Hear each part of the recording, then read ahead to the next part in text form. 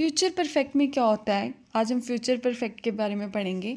Future perfect में क्या होता है कि जब काम फ्यूचर में कब होने वाला है, मतलब किस टाइम पे होने वाला है या इस टाइम से पहले होने वाला है, जब वो पता चल जाए ना, उसको बोलते हैं फ्यूचर परफेक्ट। ठीक है।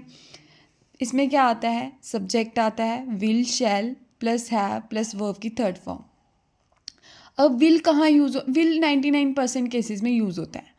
शेल कहाँ यूज़ होता है, शेल तो एक तो सबसे पहले आई और वी के साथ ही यूज़ होगा। दूसरा, जब कहीं सजेशन दे रहे हैं किसी को या फिर कोई एडवाइस दे रहे हैं, ठीक है, या फिर कोई चीज़ ऑफ़र कर रहे हैं, शेल का इस्तेमाल वहाँ होगा। ठीक है। उसके बाद लास्ट में जब हम पहचान करेंगे तो कैसे होगी, चुका होगा, चुकी होंगी, चुके होंगे, ये वर्ड्स का इस्तेमाल हुआ होगा लास्ट में। तो एग्जाम्पल देख लेते हैं। वह कल तक काम पूरा कर चुकी होगी। ठीक है। She will have completed the work by tomorrow. इसमें टाइम बता रखा है। मैं शाम 5 बजे तक घर पहुंच चुका हूँगा। I shall have reached home by 5 PM। ठीक है। वह मैच खेल चुके होंगे। They will have played the match. ये कुछ एग्जाम्पल्स हैं। उसके बाद आ जाता है नेगेटिव वाले में। नेगेटिव में क्या होगा, सब्जेक्ट होगा, विल नॉट या वोंट होगा, हैव लिखा होगा, वर्ब की थर्ड फॉर्म, ऑब्जेक्ट हो भी सकता है, नहीं भी हो सकता है। जैसे एग्जाम्पल दे रखी है, मैं अपना काम पूरा नहीं कर चुका होऊंगा। I will not have completed my work.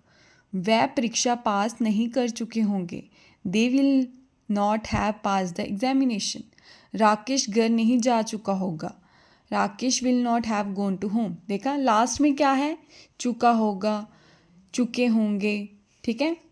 तो यहीं से पता चल जा रहा है कि ये फ्यूचर परफेक्ट टेंस है। उसके बाद इंटेरोगेटिव में क्या होगा, एज यूजुअल हेल्पिंग वर्ब बाहर आ जाएगा, विल, सब्जेक्ट, हैव, वर्ब की थर्ड फॉर्म प्लस ऑब्जेक्ट। ठीक है। जैसे एग्जाम्पल दे रखिए नीचे, क्या तुम अपना काम पूरा कर चुके होंगे। Will you have completed your work, last में क्वेश्चन मार्क। क्या वह वहाँ पहुँच चुका होगा। Will he have reach there, last में क्वेश्चन मार्क। क्या वह मैच जीत चुके होंगे। Will they have won the match, last में क्वेश्चन मार्क। ठीक है। इसके बाद आ जाता है फ्यूचर परफेक्ट कॉन्टिन्यूस। ठीक है। फ्यूचर परफेक्ट कॉन्टिन्यूस का मतलब हो गया कि कोई भी काम फ्यूचर में किसी टाइम तक लगातार चल रहा होगा। लगातार मतलब कॉन्टीन्यूसली चल रहा होगा किसी टाइम तक, उसको बोलेंगे फ्यूचर परफेक्ट कॉन्टीन्यूस। जैसे यहाँ पे लास्ट में होता है रहा होगा, रही होंगी, रहे होंगे। ठीक है। पैटर्न क्या है, subject plus will, have plus been, verb की first form ING, since for का इस्तेमाल होता है और साथ में टाइम। ठीक है।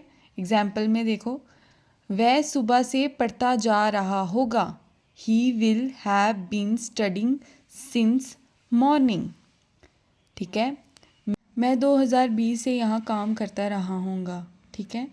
I will have been working here since 2020। वह 2 घंटे से पढ़ते रही होगी। She will have been studying for 2 hours। ठीक है। अब आगे नेगेटिव। नेगेटिव में क्या पैटर्न होता है, सब्जेक्ट होता है, विल नॉट होता है या फिर वोंट लिख सकते हैं, हैव, बीन, वर्ब की फर्स्ट फॉर्म ING, सिंस और फॉर भी होता है, नहीं भी होगा तो भी चलेगा, प्लस टाइम बता रखा होगा। जैसे यहाँ पे, वह 2 दिनों से स्कूल नहीं जा रही होगी। She would have been going to school for 2 days। ठीक है। वह सोमवार से नहीं खेलते रहे होंगे।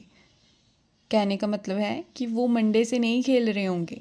They will not have been playing since morning. Since Monday आएगा, यहाँ पे मैंने गलती से मॉर्निंग लिख दी है। वह हम यात्रा नहीं करते रहे होंगे। We will not have been travelling.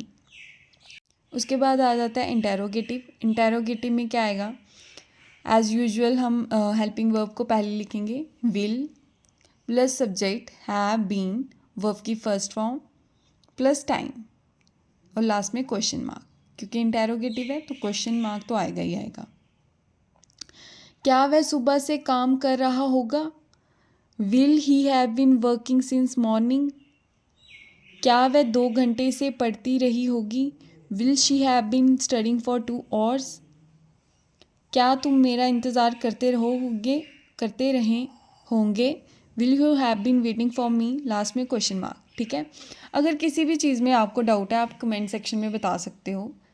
आज की वीडियो में टेंसेस का ये लास्ट पार्ट बचा था जो आज ख़त्म हो गया है। Thank you.